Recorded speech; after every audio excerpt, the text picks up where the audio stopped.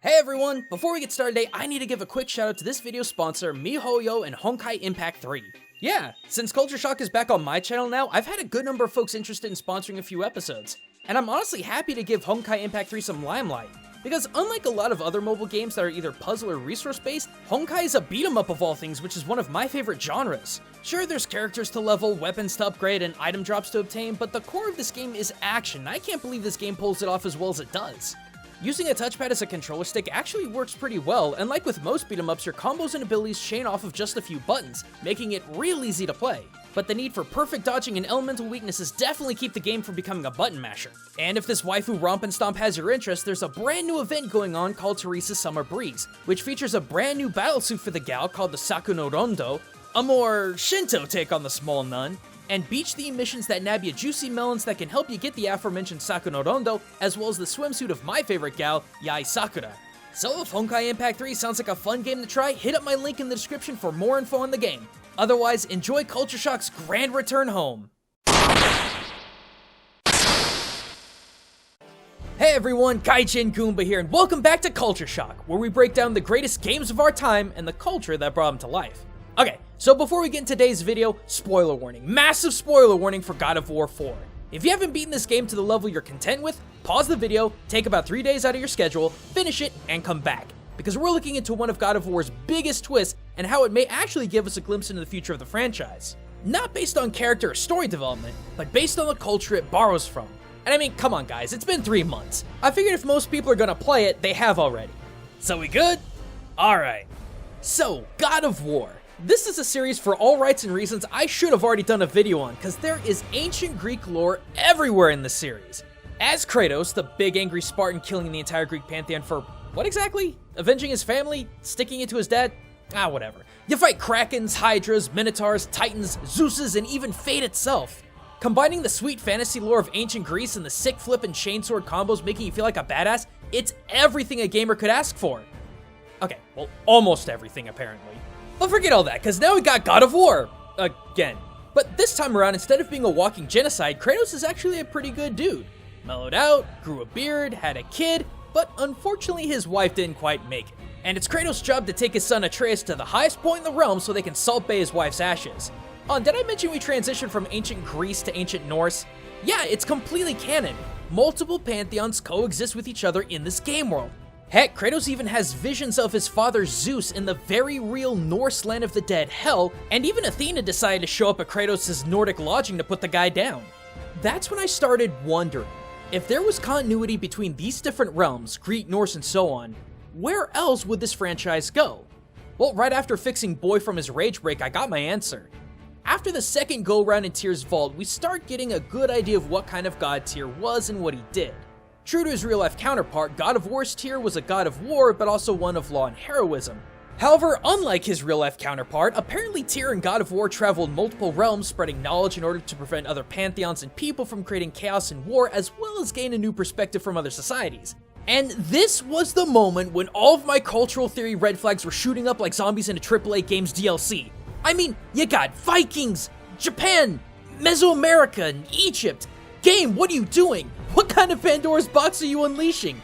Oh, but it gets worse, because when you finally get to Tyr's treasure vault, you start seeing even more cultures that Tyr traveled to. To the untrained eye, these look like simple piles of treasure, but when you take a closer look, a multitude of cultures start popping out at you. A Koban coin from ancient Japan, golden Heka and Nekaka crooks and flails, statues and ankhs that come right out of Egypt. I mean, for crying out loud, there's not one, but 2 scenes involving ancient Egyptian artifacts. But dig further still. Within a pile of coins, we see an ancient Babylonian artifact, the map of the world. And within another pile, you see not only the hilt of a Celtic sword, but also a jeweled stag skull, an incredibly important symbol within Celtic mythology. And finally, pottery and wine from Sparta. Heck, even the teeniest of coins within this treasure pile are clues to where Tyr's been. Ancient currencies from Japan, Greece, the Celts, and India? It's even more obvious that Tyr's really been around to just about every ancient civilization known to mankind. But what did it all mean? What was the point? Tyr got around, cool, but what does it have to do with the story? Well, let me back up a bit. See, the first time we waltzed into Tyr's vault and before Boy ended up blowing a fuse, we discovered that the middle panel of a triptych housed here was actually ripped out. But as it turns out an hour or so later, it was hoarded away by Odin in one of his secret chambers, and oh my god, what? Do you see this? With the... and the... over the... Okay, let me explain. This panel is apparently the secret to Tyr's hidden chamber of travel, but right under our nose and right under their nose is the secret to where this series is going in its entirety. Now, it's just a theory, but between this revelation and God of War's ending, this single tablet may not only be the key to Tyr's secret portal, but the key to the next 5 or 6 years of this franchise. How do I know this? Well, let's start with the most glaring of clues. What are those runes in the corners? Not runes. Symbols from different lands. They mean war. Aye. Kratos, you're not exactly wrong, but also not exactly right. Yeah, we know... This one I know too well. But Omega doesn't exactly mean war. By itself, it literally means great, as in big or grandiose, and as the last letter of the Greek alphabet, it also comes to symbolize finishing, completion, or the ultimate end. Which, to be fair, you did in God of Wars 1 through 3, ending the entire pantheon of the Olympians. But let's move on to the other unexplained symbols, starting with the one just below Omega. This is a Celtic triskele, and as far as symbols of war goes, yeah, it doesn't really fall into that category. Rather, there's actually a lot of other different interpretations that the symbol is recognized with. Past, present, future, mother, father, child, power, intelligence, love, but certainly not war. However, despite the symbol's meaning, its existence as well as the other Celtic treasures we found in Tyr's vault proves this Celtic mythological world is canonical with God of War's universe. Moving on, to the left of the triskele is the symbol I'm sure a bunch of you guys were waiting for me to address, the Japanese Mitsudomoe. Like the triskele, it too has ambiguous trinity symbolism, but most historians and anthropologists claim that the Mitsudomoe, or 3 commas, symbolize earth, man, and heaven, core principles within Shinto. But that's not the only thing it represents. True to Kratos' word, the Mitsudomoe also represents Japan's very own god of war, Hachimanjin, god of the 8 banners. Originally known as Emperor Ojin, son of Empress Jingu, Ojin was elevated to the status of kami and now acts as Japan's primary protector as the god of archery and military might. But again, regardless of meaning, with this symbol and the previously mentioned artifacts and tapestries, we know for a fact that the Japanese Pantheon is also canon to this series. Next we have the Eye of Horus, and this one's kinda tricky. Because in one sense, Horus himself was the Egyptian god of sky, protection, and war, and was also one of the oldest Egyptian deities dating back to the dynastic period. But the right Eye of Horus specifically is symbolic of Ra, god of the sun and ruler over all creation in general. Though he really didn't become an ancient Egyptian hype train until after the dynastic period. Regardless, put a pin in that, it's going to be important later. But again, if anything, we can confirm once again that Egypt's pantheon exists within this game universe, especially since Mimir confirmed it in a cutscene. That's from a great desert land very far from here. Do gods live there? Oh my, yes. Many, many gods. And finally, wait, you thought that's all there was? Oh no, friends, because while there are 4 corners representing 4 different cultural pantheons, there is a 5th, the 9 realms of the Norse, just kinda tucked away on the other side of the Eye of Horus. Right there, all 9 realms packed together. But why doesn't the Norse realm have a silver symbol, you may ask? Well, it would make sense for the giants in Tyr to have the 9 realms be more integrated within the main portion of the panel, while the other 4 realms are more separated. But either way, we definitely know these 5 realms exist together, but I believe there's more to this tablet than simply stating the fact that these 5 realms exist. I believe that much like the murals that foretold Kratos and Atreus' story at the end of the game, this tablet foretells their travels, specifically having them travel to the Celtic Pantheon next, then the Egyptian Pantheon, and then finally the Japanese Pantheon. Well, that's quite a bold claim there, Gaijin, I hear some of you say. How in the world could you possibly prove that? Well, again, dear friends, this is all in theory, but Mimir himself may have given us the first breadcrumb. Post-game, whenever you board your boat, there's a chance that Mimir will rattle off some tale about Odin, Freya, or any other seemingly limitless number of gods, giants, and so on, but from time to time, he talks about himself. And we find out that Mimir, well, he's not actually Mimir, he's Puck. Yeah, Midsummer Night's Dream Puck. I couldn't have been much older than you when I started. A fairy king's errand boy and unofficial jester. By night, my mates and I had the run of the forest. Good fellows they called us, never spikes to the last. We'd get up to all manner of mischief, making fools of the local mortals. But as long as our lord was kept amused, we were spared the consequences. Errand boy to the Fairy King and unofficial jester? Living in a forest, making fools of mortals? Yeah, he's Puck. And if all these allusions to Midsummer's Night Dream wasn't enough, Mimir refers to himself and his crew as Goodfellows. And Puck's literary alias? Robin Goodfellow. And I mean, come on, in what interpretation of Mimir, historically speaking, did he ever have horns? Puck, on the other hand, yeah, that boy was a satyr. In fact, Mimir completely retcons the real-world folklore that this Norse world is based on by saying that he did not guard the Well of Erd, which was real-world Mimir's job, to whom Odin gave an eye to drink from it, but rather he laced the Well of Erd with shrooms to give Odin visions, as he proceeded to gouge out his own eyes. A mystic well of knowledge. Or rather, I should say, a well of water laced with enough mystic mushrooms to make a god see visions. Oh, he was rightly impressed. Can't say for sure what he saw that led him to try gouging out his own eyes, but I managed to restrain him before he finished the job. See, that's the tricky thing about the God of War series. It gets really close to replicating ancient folklore and myth, but bends it ever so slightly to fit the narrative. Like in the case of the first God of War games, the central plot was focused around Athena and Kratos trying to overthrow Zeus after Kratos discovered that not only were he and Athena siblings, but Zeus was their father. And I know I'm heavily paraphrasing there, but just roll with it. Because in comparison, the actual mythology story of Athena tells a similar tale. Athena was born of Zeus and his first wife, Metis, but Gaia proclaimed that if Zeus and Metis had children, they would first have a daughter and then a son, and his son would overthrow him the same way Zeus overthrew his father Kronos, and boy, don't that just sound familiar. Just as Zeus was compelled to destroy his father Kronos, you are compelled to do the same. No son should destroy his own father. So in response, Zeus ate Metis. Don't ask, it's a long story, but it didn't stop Athena from being born.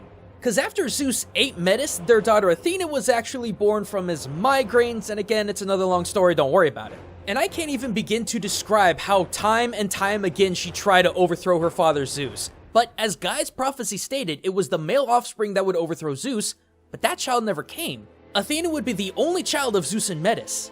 However, in the God of War franchise, the foretold male offspring was born, Kratos, who did finish the job. See what I mean? The God of War franchise actively twists real-world mythos and folklore to drive a very distinctive narrative, and we're seeing that again right now with Freya and Odin. In-game, the two were wed in order to stop the Aesir War, though we've learned through cutscenes how uneasy that relationship was until it just broke off. And in contrast, in true Norse mythos, the Vanir gods Freyr, Nord, and Freya were sent in a hostage exchange to the Aesir, aka Odin's crew, in order to establish a truce during the Aesir War. To which, yeah, Odin eventually married her, though that relationship was pretty rocky as well. Seriously, go check out the story of Freya, Odin, and the Golden Necklace. I'd like to tell you here, but I don't want this video to get demonetized. And now we have this brand new revelation. Mimir is Puck, which not only is a solid connection to the Celtic and ancient Britannian culture that the Triskill hinted at, but gives us a very specific clue as to what the conflict's gonna be. The marital spat between Oberon and Titania. Now, I know some of you might be saying that this couldn't work as Midsummer's Night Dream is an English creation, not Celtic, but remember, despite its Shakespearean origin, Midsummer's Night Dream borrows from all facets of the Celtic Aesir, or the Fae folk. Oberon and Titania themselves being an example of a Zanus Magus, or basically a king or queen fairy. Very much a Celtic folklore concept. But how does this relate to Kratos and Atreus? Well, remember that the whole plot around Midsummer Night's Dream is that Fairy King Oberon and Fairy Queen Titania are squabbling over a changeling boy that they discovered. Titania wants to coddle him like a son, and Oberon wants to make him into a henchman. And who do we know in God of War who's both boy and changeling? Yeah, Atreus. Because remember, Atreus is Loki, the biggest changeling troublemaker in Norse mythology. The giants called me Loki? Considering we know for a fact that Titania and Oberon exist as Mimir aka Puck mentioned them in-game, When I started, a fairy king's errand boy and unofficial jester. would it not work in the game story for Atreus to be snatched up by Oberon and Titania while Kratos and Mimir attempt to get him back? Wouldn't this make the most sense for the next Pantheon to visit? Atreus would still need to be a boy in order for this twist on Midsummer's Night Dream to work, and the only connection the main characters have right now to any other realm is Mimir and the Celtic Pantheon. Plus, Kratos, Atreus, and Mimir are gonna need another Pantheon to hole up in after Ragnarok goes off. From there, I think the next logical step would be for Kratos, a slightly older Atreus, and possibly Mimir, considering he knows of the region, to hit up Egypt's Pantheon. And the reason for that comes from the biggest potential spoiler of all, the death of Kratos. At the very tail end of this game, Kratos alludes to what we think are his final moments hidden within this mural. It depicts a fallen Kratos and a seemingly older Atreus having some sort of force being transferred between them. At first I thought it might have just been Atreus, aka Loki, barfing up the Jormungandr, but at a closer look you can see there's a connection between the two. Also, Atreus is bald for some reason? Yeah, that might seem strange, but it's honestly the biggest reason why I think the Egyptian Pantheon is coming so soon. Between the Celts, Egyptians, and Japanese, the other 3 potential realms, there is only one of those 3 where all men and women are shaved bald: Egypt. In ancient times, men and women shaved their body hair bald and opted in to wear wigs for both practical and social reasons. Being hairless meant that it was easier to function in Egypt's hot weather as well as prevent health issues like lice, but ancient Egyptian society also saw body hair as also kind of unclean. And the Egyptians back in the day placed cleanliness above all else if Greek historian Herodotus is to be believed. But the second reason I believe this event comes during a trek across Egypt is Kratos and Atreus' theme of transference in this mural, which could come from one of the greatest tales of the sun god Ra. You know, the god that's symbolized in the Eye of Horus we mentioned earlier? The story goes as such. Ra had a great-great-granddaughter named Isis who was a powerful healer and magician in her own right, but she craved to gain Ra's power. Plus, at this point, Ra was getting kinda long in the tooth, so a change in management was probably a good idea. I mean, the guy would drool as he napped in his sun chariot as he transversed the sky. Well, Isis took some of that saliva and mixed it with some dust to mold the world's first cobra, which she had bite Ra, who was immediately bedridden from the poison. This was actually pretty scary to the rest of the gods because nothing was supposed to be able to harm Ra, god of all known creation and all that. But the serpent was made from a part of Ra, so nothing could really cure him. Panicked, Ra summoned Isis to aid him, but she said the only way she could is if Ra told her his true name, which he was very reluctant to do. See, one's true name, or Rin as the Egyptians called it, made up 1/5 of the soul, and to relinquish that meant Ra would give up his power to Isis. But eventually he did, and true to her word, Isis did cure him and went on to be the new head deity. This is the theme of power transference that I was referring to. To give one's true name to another means you're giving yourself, forfeiting your power to the one who knows your name. In the mural with Atreus and Kratos, in the lines between them, we see what looks like lines of runes going from Kratos' mouth to Atreus's. For Egypt, the name had to be spoken in order for the power to transfer, so who's to say this isn't what's happening here? Wouldn't it make sense that Kratos could and would forfeit his power to his son at a horribly dire time, or even the other way around? And now comes to the penultimate, the what I'm sure a lot of you guys want to hear me talk about, the Japanese Pantheon and where it would take place in this God of War timeline. And honestly, I have no idea. Unlike the Celtic and Egyptian preface, there's really not much contextually in-game that I can glean off of when it comes to when Dad of Boy makes his way to Japan, nor am I super sure of what story within that mythos the trio would face. But if I were a betting man, I'd say it would take place during the spat between Amaterasu and her brother Susanoo. Because in every conflict so far we've seen in God of War, all of the mythological conflicts have come from the heads of pantheons and their family. Athena and Zeus, Odin and Freya, possibly Oberon and Titania, and possibly Ra and Isis. And in the case of Amaterasu and Susanoo, they also have a rocky relationship. Long story short, when Susanoo was outdone by his sister, he destroyed her rice fields, killed her attendants, and threw a flayed horse in her house. In response, stricken with grief and anger, Amaterasu sealed herself away in a cave, and without the sun, darkness and demons terrorized the people unchecked. Yeah, it sounds like a good scenario for battle-hardened Kratos and Atreus, but it's just too early to tell for certain. There's just not enough clues. Yet. And I say yet because the God of War series isn't even close to being done. In an issue of Game Informer, God of War director and writer Cory Barlog stated, "The Greek games were the Greek era of God of War. Moving on, the next mythological belief system he interacts with became the Norse era of God of War. But we may end up going on to the Egyptian era, the Mayan era, and so on and so forth." It's gonna happen. It's been confirmed that Dad and Boy are continuing to hit up new pantheons. I'm just trying to decode which one's next, and sure, I could end up being completely wrong in my theories, but to me, this is the progression that made the most sense given the cultural context that we're given in game.